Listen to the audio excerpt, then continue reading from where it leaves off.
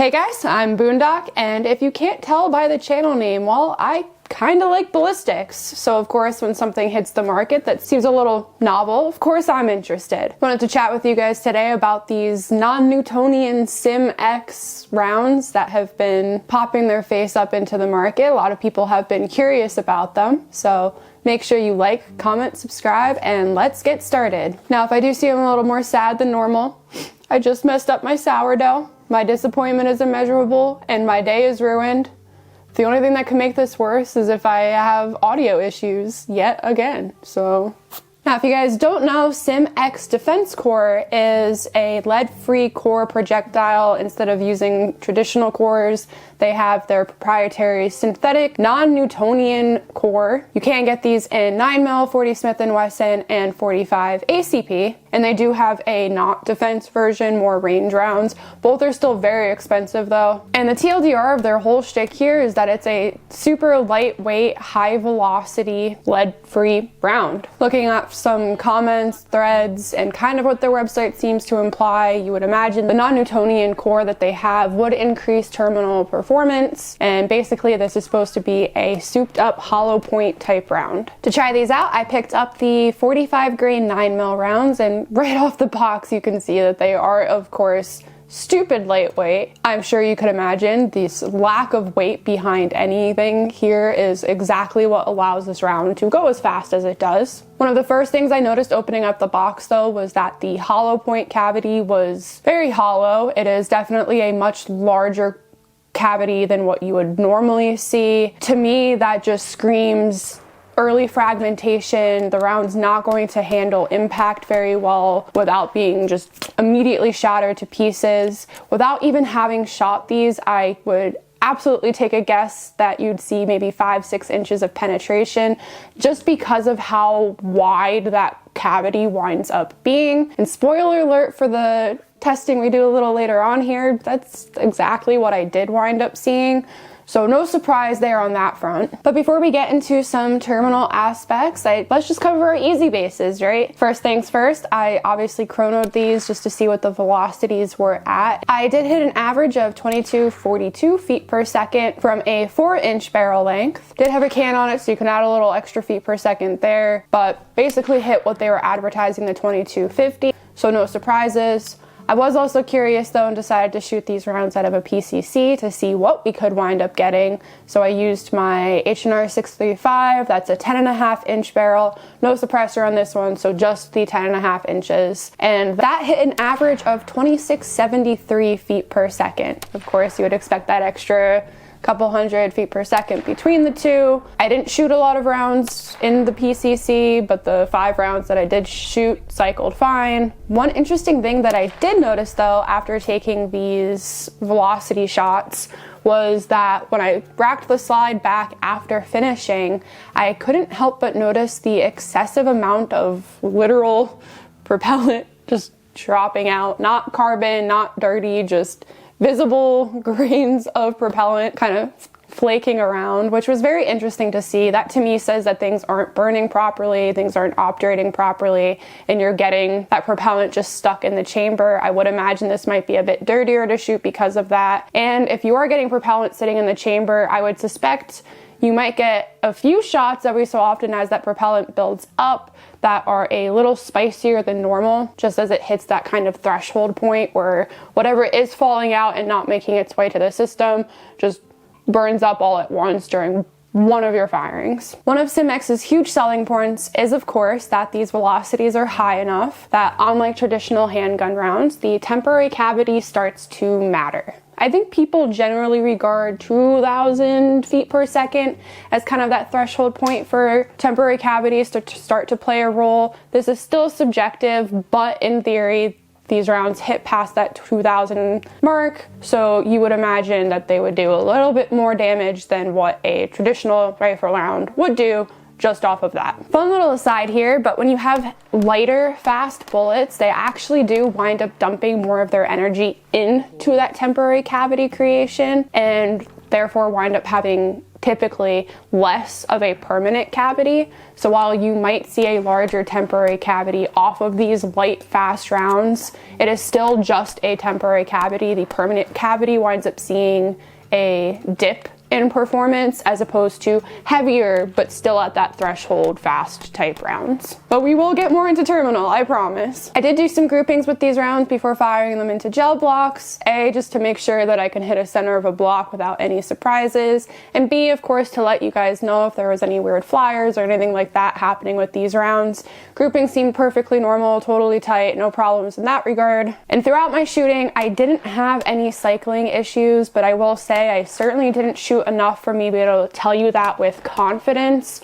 I would imagine you want to get through at least 200 rounds consistent to have any confidence in regards to function and casualty capabilities, but nothing seemed to imply I would have problems. But on to the fun stuff. The moment you folks have all been waiting for, the big question at hand is, what does terminal performance for this really look like? Now, I did do 10%. A, stick with the FBI standards just to keep tests in comparison to other rounds straightforward, since that's the information you guys will largely have available. And then also, I didn't want anyone to say that I did 20% and now I just forced the round to have bad performance. I set it up for failure. But as you can see here, this round really did only have 5 inches of penetration.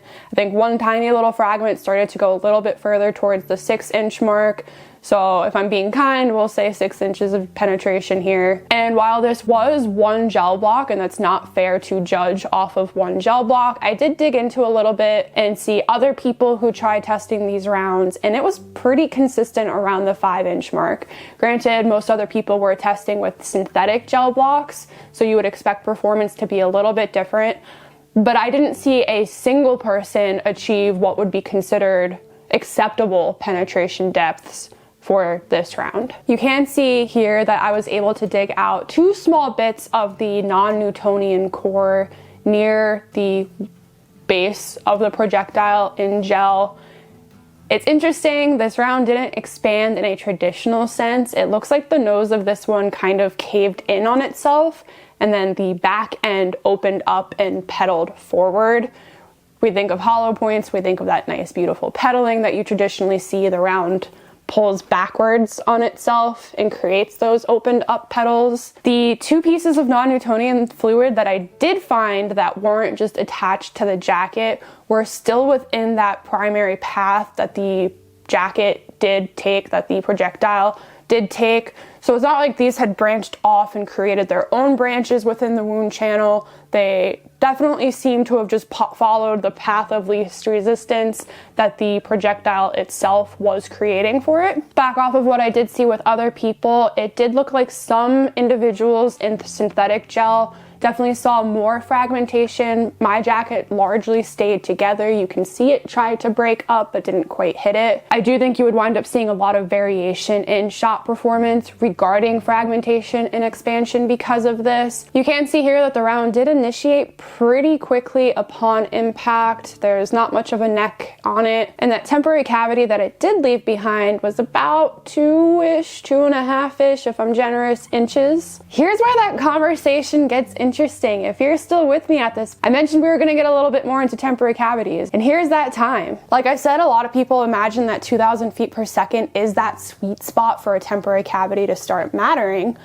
But FBI animal tissue testing actually noted that threshold to be about 2,300 feet per second. You had to start going over that on impact to see effects of a temporary cavity. Now, mind you, these rounds muzzle velocity hits about 2,250 feet per second, but of course we expect some velocity drop off. So by the time it reaches the target, we're already going to lose some of that speed. And there's a pretty significant chance that we're not going to be able to hit 2,300 out of a standard handgun at those rounds. And something else that I really wanted to chat with you guys about while we're on the subject of temporary cavities is, if it does matter, what do those effects actually look like? Obviously, you expect the primary cavity, you see that, bullet diameter, that hole follow through, it creates a hole. you dig out the projectile and there is a hole. But the temporary cavity isn't really anything like that. Even if you do see the effects of a temporary cavity, what it winds up being really is just a notable mushiness to the surrounding tissue. An observable, if you were to dissect the target afterward, you would notice a lack of elasticity, an observable difference in that tissue kind of snapback in performance. You're not getting this huge expansive hole, you're not seeing these like weird marks. It'll just be a point where it seems like the meat was almost tenderized, if that makes sense. And if I say it's a 2-inch temporary cavity, well, certainly it would follow that the force behind the temporary cavity within those 2 inches isn't the same all the way through. So near maybe, and I'm throwing numbers out here on this one, if you have a 2-inch cavity, maybe that first inch is enough force to make that mushiness, lack of elasticity in the tissue. And then that remaining bit, while you might see it in gel, may or may not have enough oomph behind it to actually see those effects, depending on the type of tissue that you're going into and what's surrounding. So it's an extremely difficult thing to measure, and it's an extremely subjective thing to measure depending on shot placement, what's surrounding, what type of tissue it's in to begin with, which is why we really don't like to rely on temporary cavities, even for rifle rounds that do have a more notable effect. But let's be generous, right? Let's argue that these rounds somehow even do meet the threshold of a temporary cavity mattering. They still clearly do not hit any penetration depth for it to matter at that point. 5 inches is well below what the threshold is for a shot's penetration to be considered effective. There is a very low chance this round would be able to hit anything vital to actually do significant damage and provide confidence in stopping whatever it is that you're shooting at. You know, soft targets are rarely just bare gel. There's fur, there's thick skins, there's clothes, there's you name it. And sure, this jacket really did open up. The diameter, I guess, technically is much larger than the starting diameter of the projectile. So in terms of expansion, yeah, it opened for sure, but it didn't go anywhere for me to care that it opened. But while doing all of this and playing with these rounds, I got a little extra curious, and I wanted to see what that core really did for the round, just because it didn't seem like it added anything in terms of terminal. So I decided to start picking at one of these projectiles and decore them. Took a little pick and started digging out that rubber-esque center. Quickly realized that that was very tedious, took a lighter to the pick and started digging it out while it was heated, which was a much more fruitful venture. I did notice some interesting things while doing that though. This core is pretty temperature sensitive.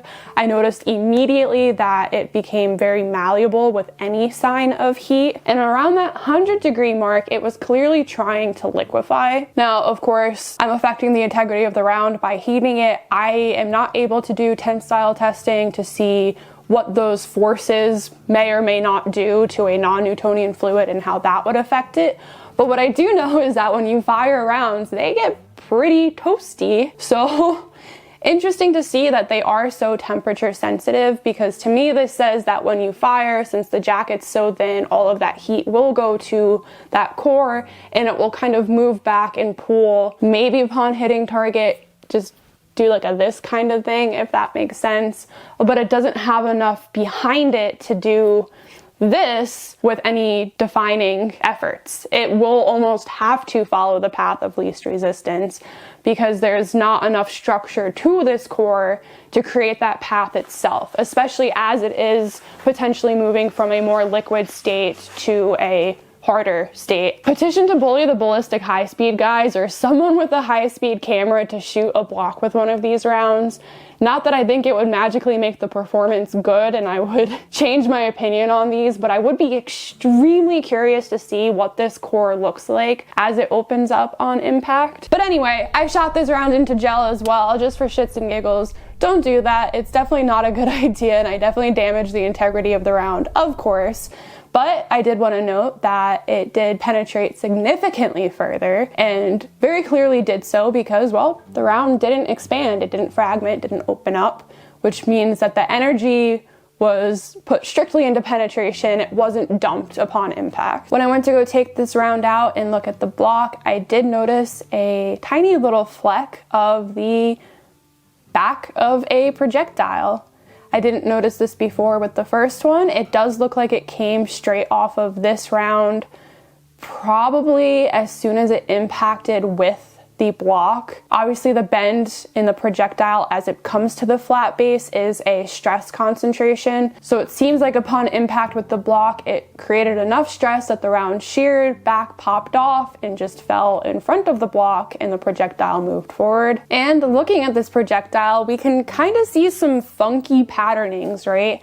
You would expect to see rifling on the projectile. That's fine and dandy, that is there. But it's also clear that this round did try to expand a little bit, but potentially tried to expand within the barrel of the gun as soon as it was shot. You can see here that there's just kind of like even pressure, not just standard rifling lines, but a consistent from one end to the other of the surface smoothing. And of course, I'm not expecting this round to do anything right. I was just more looking to figure out how the core may have assisted or worked with the round. So yeah, don't try this at home. I have no reason to believe this would be consistent or safe or reliable.